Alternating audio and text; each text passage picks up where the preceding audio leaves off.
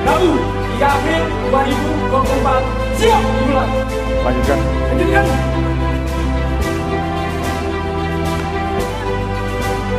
Jalan. Nomor 28 Komandan Angkatan Operasi siap.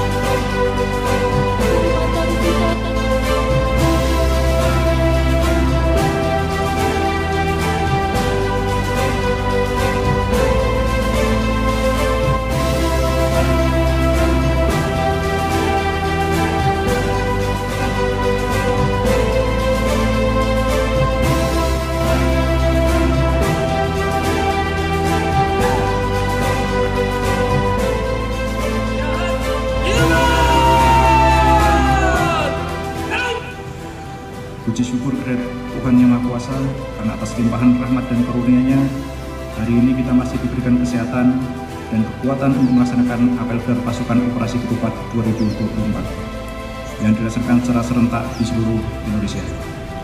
Apel gelar pasukan ini merupakan bentuk pengecekan akhir kesiapan pelaksanaan operasi ketupat 2024 sebagai komitmen nyata sinergitas TNI Polri dengan stakeholder terkait dalam rangka pengamanan mudik dan perayaan Hari Raya Idul Fitri 1445 Hijriah.